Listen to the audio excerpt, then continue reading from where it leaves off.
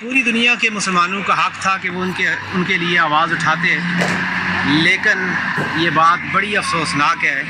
کہ OIC کا کردار انتہائی شرمناک، تمام اسلامی ممالک کا کردار انتہائی بزدلانہ، اور پھر اس کے ساتھ پاکستان کا کردار بھی بالکل ویسا ہی ہے جیسے عرب ممالک کا کردار ہو۔ صرف جو ہے وہ لپ سنگنگ ہے، صرف جو ہے وہ ایک منافقت برا بیان آ جاتا ہے اور حقیقت اس کے اندر کچھ نہیں ہے۔ گویا یہ بات کہنے میں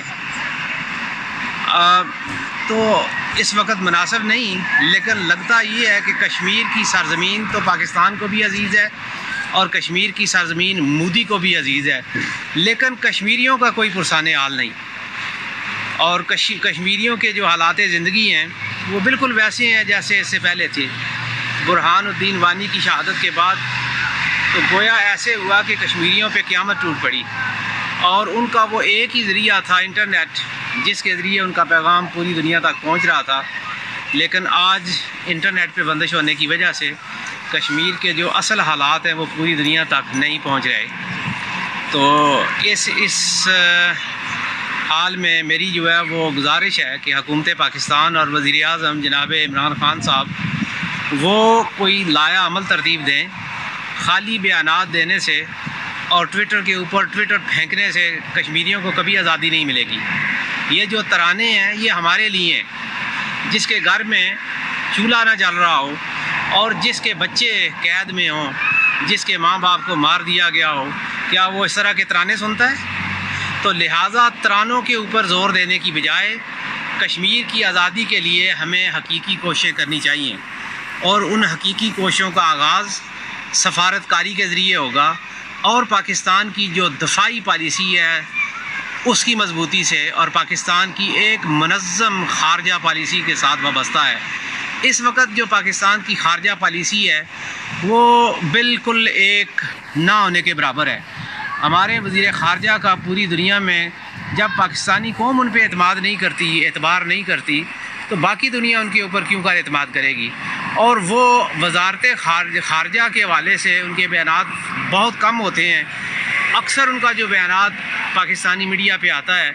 وہ اپوزیشن کے حوالے سے ہوتا ہے۔ تو میں سمجھتا ہوں کہ وزیر خارجہ کو پاکستان کی داخلی سیاست کے اوپر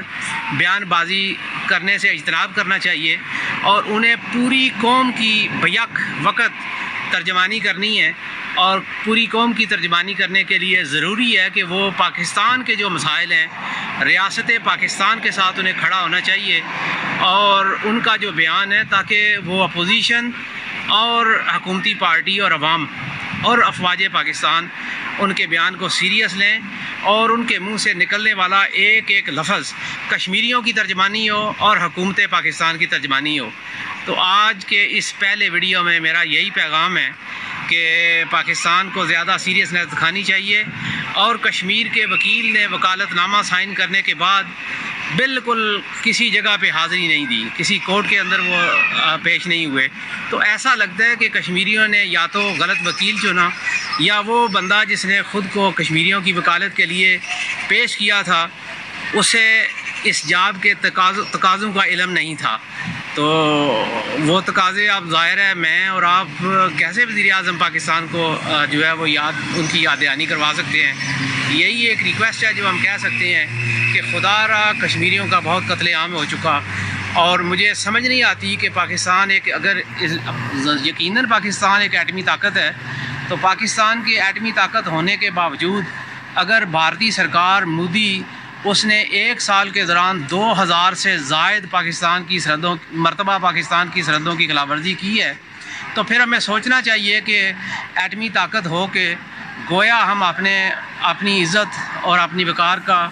یا تو سودا کر چکے، یا ہمیں احساس ہی نہیں ہے کہ ہمارا جو بزدلانہ رویہ اور جو کاغذی مذمت اور آئے دن یہ کہنا کہ ہماری جو ISPR کی طرف سے یہ بیان جو وزارت اطلاعات کی طرف سے ہوتا ہے، اور عملی طور پہ اس کے خلاف بھارتی اقدامات کے خلاف، بھارتی جارحیت کے خلاف اقدامات نہ اٹھانا،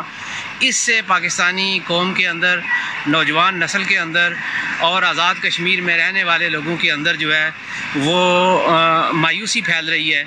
اس مایوسی کا اختتام عملی اقدامات سے ممکن ہے،